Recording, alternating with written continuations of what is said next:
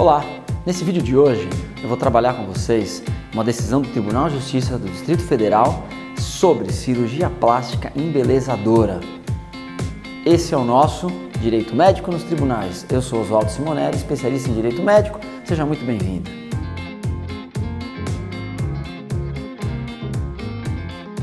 Muito bem, nesse vídeo de hoje, no nosso Direito Médico nos Tribunais, eu vou trabalhar com vocês rapidamente, como é a tônica desses nossos vídeos, desses nossos episódios, com um acórdão do Tribunal de Justiça do Distrito Federal.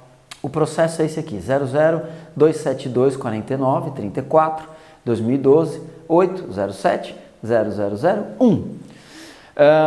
Esse acórdão, ele reformou uma sentença de primeiro grau que tinha julgado improcedente a demanda para condenar o médico ao ressarcimento de danos morais em razão de uma cirurgia plástica estética, embelezadora, e que o tribunal entendeu no sentido de que caberia a fixação dessa indenização justamente por ser uma cirurgia plástica estética. Eu particularmente discordo de alguns pontos desse acórdão e é por isso que eu quis passar ele para vocês analisarem o que o tribunal decidiu nesse caso. Tá? Esse caso, inclusive, corre sob segredo de justiça, então a gente não tem o nome das partes, só tem o acórdão, a gente não consegue ter acesso a muitas informações do processo. Mas através do acórdão dá para entender a lógica utilizada pelo Tribunal de Justiça para poder fixar essa condenação. Lógica essa que, como eu disse para vocês, eu não concordo integralmente, tá bom?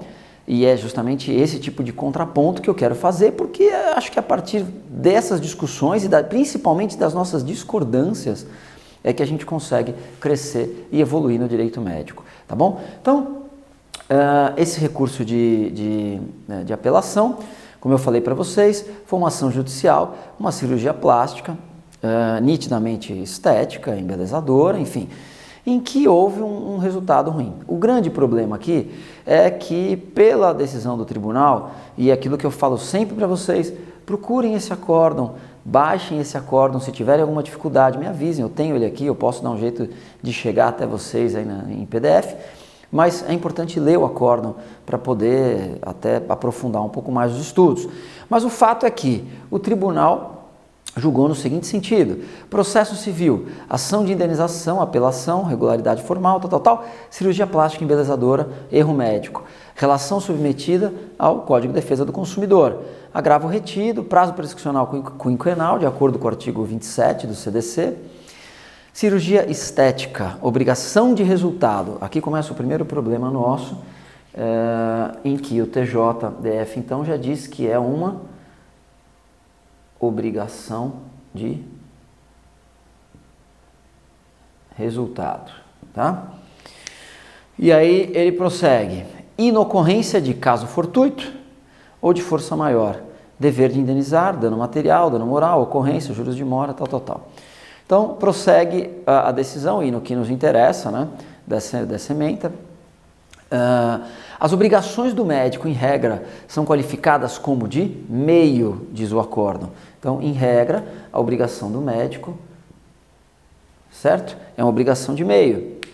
Na medida em que o profissional se obriga a empregar as melhores técnicas, sem, entretanto, garantir o resultado da sua atuação. No da cirurgia plástica embelezadora, o profissional assume a obrigação pelo resultado, devendo responder pelos danos decorrentes do insucesso da cirurgia, salvo se comprovado o motivo de força maior, caso fortuito ou culpa exclusiva da vítima. Aqui eu já discordo completamente. Primeiro porque não acho que a cirurgia plástica embelezadora por si só é uma obrigação de resultado. Aqui vai depender de uma série de variáveis que a gente, obviamente, não tem acesso. A primeira delas é o termo de consentimento livre e esclarecido. Quer dizer, houve a informação de que poderia dar algum resultado diferente daquele esperado, de repente uma cicatrização ruim, né, de repente alguns queloides, tal. No caso em tela, o desembargador até entra um pouquinho no mérito tal, e diz que indubitável dano moral decorrente do sofrimento da paciente, que se vê imbuída de sentimento de angústia, aflição e preocupação decorrentes da cicatriz em sua mama, deformação do areolo mamilar, o que interferiu manifestamente no seu estado psicológico e emocional, refletindo diretamente na sua sexualidade. Quer dizer, houve uma deformação do areolo mamilar, né?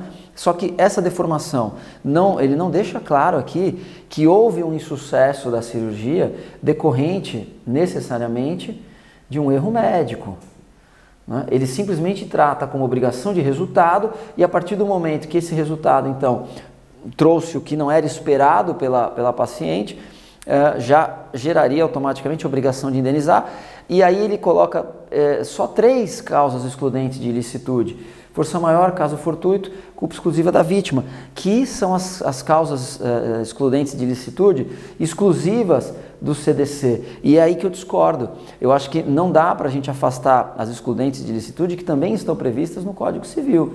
Elas têm que trabalhar de maneira complementar, senão perde um pouco o sentido, a própria existência do Código Civil, se a gente só vai ficar aplicando o Código de Defesa do Consumidor em todas as relações. Então essa é uma posição minha, como também é uma posição minha no sentido de que não necessariamente na origem é uma obrigação de resultado, tá? Por isso que eu comentei, quer dizer, tem algumas variáveis. Foi feito o termo de consentimento livre esclarecido como deve ser feito? Ou seja, a paciente foi devidamente informada que poderia acontecer essa cicatriz, que poderia não ficar exatamente como planejado por conta de N variáveis, inclusive biológicas. Pode ser que aqui fosse essa deformidade que acabou, essa cicatriz que acabou resultando, pode ser que ela adivinha? Acho que é isso. Do próprio corpo, da própria biologia do paciente, que não reagiu bem ao procedimento. Então, por si só, não dá para dizer que houve um erro, certo? Então, assim, é esse meu posicionamento, que eu discordo um pouco de algumas decisões de alguns tribunais quando trata da cirurgia plástica estética. O que me preocupa é que essa cirurgia plástica estética reparadora vem cada vez mais sendo tratada pelos tribunais realmente com uma obrigação de resultado. E isso pode trazer consequências graves para a medicina, descaracterizando a principal característica. Fica meio redundante, mas enfim, descaracterizando a atuação médica, que sempre foi tratada como uma obrigação de meio e não de resultado, justamente porque cada corpo tem uma reação, cada corpo reage de uma determinada maneira, então não faz sentido a gente ficar trabalhando com isso. A questão é que, e isso tem que ser muito bem trabalhado com os médicos, há necessidade de um termo de consentimento livre e esclarecido, muito bem feito, principalmente na cirurgia plástica embelezadora, em que a gente está falando de um procedimento que é eletivo, em que há todo o tempo do mundo para o médico poder conversar com o paciente e explicar todas as variáveis do procedimento e jamais prometer um resultado, por mais que isso por vezes comprometa a sua relação com o paciente, porque o paciente também quer ouvir do médico que não, vai ficar perfeito, né? E depois não fica, a expectativa frustrada vai gerar direito, obviamente, a uma indenização. Então, isso tem que ficar muito, muito claro na relação entre médico e paciente. E eu não vejo como, num caso desse, a gente não abrir a dilação probatória, na primeira instância, obviamente, e trabalhar a questão da culpa.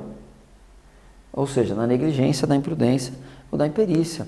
Não dá para estabelecer aqui uma responsabilidade objetiva, porque quando eu coloco obrigação de resultado, no final é isso. Eu estou transformando essa obrigação, essa atividade médica, numa relação de responsabilidade objetiva e não mais subjetiva. E aí eu descaracterizo o próprio Código de Defesa do Consumidor, que diz que os profissionais liberais respondem mediante culpa. Tá certo? Então, procurem esse acórdão, deem uma lida, é importante para a gente ver, é um posicionamento de um tribunal importante, o Tribunal de Justiça do Distrito Federal, é um tribunal referência, mas que ficam aqui as minhas críticas e eu fico absolutamente à vontade e quero que vocês fiquem também absolutamente à vontade para discordarem de mim, concordar com o tribunal, concordar em parte comigo, em parte com o tribunal. O importante é a gente debater o assunto e a gente discutir o assunto justamente para trabalhar isso nas ações e tentar fazer com que os tribunais adotem um posicionamento com relação a essas ações efetivamente correto dentro daquilo que a gente acredita como uma boa aplicação do direito médico, tá bom? Esse foi mais um Direito Médico nos Tribunais. Muitíssimo obrigado por ficar comigo aqui até o final do vídeo. Deixa aqui o seu comentário, deixa o seu like e se inscreve no canal para poder ficar atualizado, tá bom?